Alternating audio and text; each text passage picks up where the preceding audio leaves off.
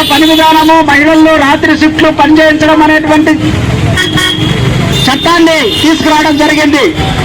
అట్లాగే కర్ణాటకలో కూడా అటువంటి చట్టం తీసుకురావడం జరిగింది.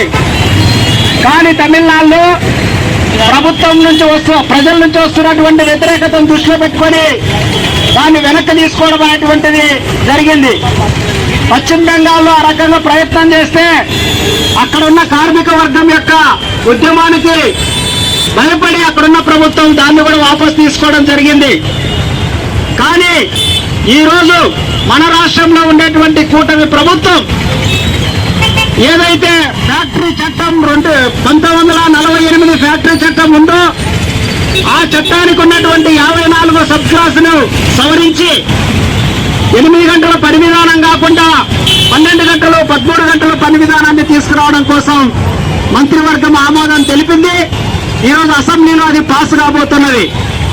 అందుకని మనం ఈరోజు దానికి నిరసన వ్యక్తం చేస్తున్నాం. గతంలో ఉన్నటువంటిది ఏమి అంటే మనకి 8 గంటల పని విధానం. 8 గంటల పని విధానం అనేది ఈ రోజు వచ్చింది కాదు.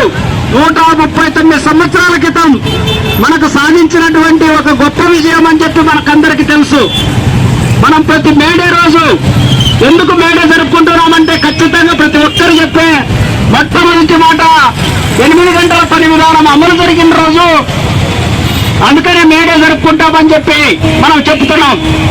ఈరోజు ఆగస్టు స్పైస్ అని చెప్పి ఏదైతే ఉరిదీయబడ్డాడో మన భగత్ సింగ్ మాదిరి, మన భారతదేశానికి స్వాతంత్రం కోసం పోరాటం చేసిన భగత్ సింగ్ ని ఉరిదీసినట్లే 8 గంటల పని విధానం కోసం పోరాటం చేసిన ఆగస్టు స్పైస్ ను ఉరిదీసే సందర్భంలో ఆయన ఒక మాట చెప్పాడు. ఈ రోజు మేము కార్మికుల తరఫున పోరాడుతున్నటువంటి మా నిరసన కార్యక్రమాలని మీరు మా గొంతుల్ని ఆ రకంగా మీరు నిలిపివేయచ్చు, అంటే మమ్మల్ని ఉరిదీయచ్చు.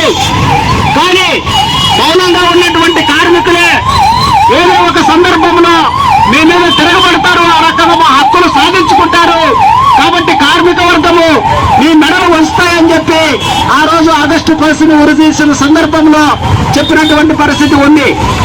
అంటే 139 సంవత్సరాల క్రితము ఏదైతే 8 గంటల పని విధానాన్ని మనం సాధించుకున్నామో అది ఈరోజు ఈ కూటమి ప్రభుత్వం, కార్మిక వ్యతిరేక ప్రభుత్వం, ప్రజా వ్యతిరేక ప్రభుత్వం అయినటువంటి ఆంధ్ర రాష్ట్ర ప్రభుత్వము ఈరోజు అమెండ్మెంట్ ద్వారా 1948 ఫ్యాక్టరీ చట్టానికి 54 సబ్ క్లాసులు సవరించి ఈరోజు 12 గంటలు 13 గంటలు పనిపోతున్నది.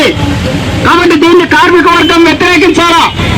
ఇప్పటికే 8 గంటల పని విధానం చట్టం ఉన్నప్పటికీ అనేక మందిని ఇప్పటికే 12 గంటలు 10 గంటలు పని విధానము మనం చూస్తున్నాం. ఇప్పటికే అనేక ప్రైవేట్ సంస్థల్లో సెక్యూరిటీ గార్డ్స్ కానీ లేదంటే ఇతర హాస్పిటల్లో పనిచేసేటువంటి వర్కర్స్ కానీ ఇప్పటికే 10 గంటల పని విధానాన్ని అమల్లో ఉన్నది. చట్టం కనుక వస్తే 12 గంటలు 13 గంటలు కూడా పని చేసుకోవడానికి ప్రయత్నం జరుగుతుంది. ఈరోజు మనకి తెలుసు 3 షిఫ్ట్లు ఉంటాయి.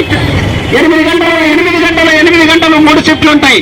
కానీ ఈ చట్టం అమల్లోకి వస్తే 2 షిఫ్ట్లు మాత్రమే ఉండే పరిస్థితి ఉన్నది. ఈ రోజు 8 గంటలు కాదు, మాకు 6 గంటలే కావాలని చెప్పి యూరోపియన్ కంట్రీస్ ఇప్పటికే ఆందోళన చేస్తున్నాయి.